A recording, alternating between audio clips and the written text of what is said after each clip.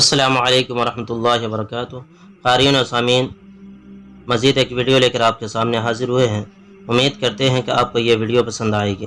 عنوان ہے حضرت عمر رضی اللہ تعالیٰ عنہ کے 3 عجیب سوال اور حضرت علی رضی اللہ تعالیٰ عنہ کے عجیب جواب۔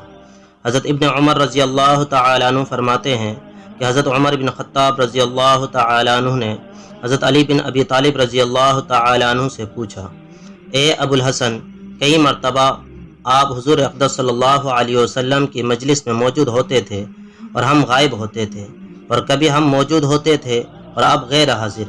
3 باتیں میں آپ سے پوچھنا چاہتا ہوں، کیا آپ کو وہ معلوم ہے؟ حضرت علی رضی اللہ تعالیٰ عنہ نے فرمایا، وہ 3 باتیں کیا ہے؟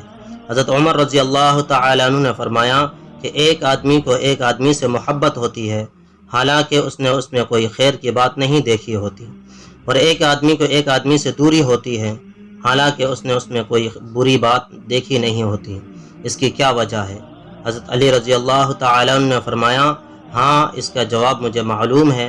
حضور اقدس صلی اللہ علیہ وسلم نے فرمایا ہے کہ انسانوں کی روحیں ازل میں ایک جگہ اکٹھی رکھی ہوئی تھی، وہاں وہ ایک دوسرے کے قریب آ کر آپس میں ملتی تھی۔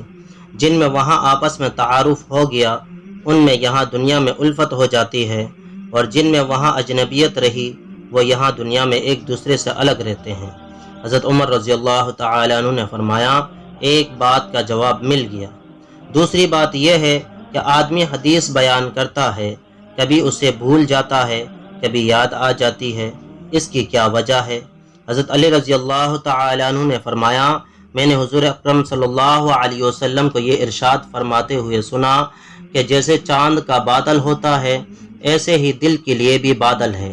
چاند خوب چمک رہا ہوتا ہے، بادل اس کے سامنے آ جاتا ہے تو اندھیرا ہو جاتا ہے، اور جب بادل ہٹ جاتا ہے چاند پھر چمکنے لگتا ہے۔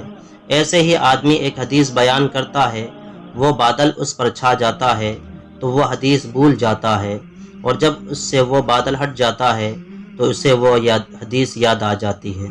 حضرت عمر رضی اللہ تعالیٰ عنہ نے فرمایا، 2 باتوں کا جواب مل گیا۔ تیسری بات یہ ہے کہ آدمی خواب دیکھتا ہے تو کوئی خواب سچا ہوتا ہے، کوئی جھوٹا، اس کی کیا وجہ ہے؟ حضرت علی رضی اللہ تعالیٰ عنہ نے فرمایا، جی ہاں، اس کا جواب بھی مجھے معلوم ہے۔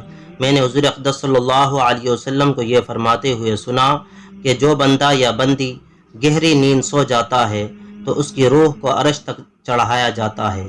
جو روح عرش پر پہنچ کر جاگتی ہے اس کا خواب تو سچا ہو جاتا ہے، اور جو اس سے پہلے جاگ جاتی ہے اس کا خواب جھوٹا ہوتا ہے۔ حضرت عمر رضی اللہ تعالیٰ عنہ نے فرمایا، میں ان 3 باتوں کی تلاش میں ایک عرصہ سے لگا ہوا تھا، اللہ کا شکر ہے کہ میں نے مرنے سے پہلے ان کو پا لیا۔ حیات الصحابہ۔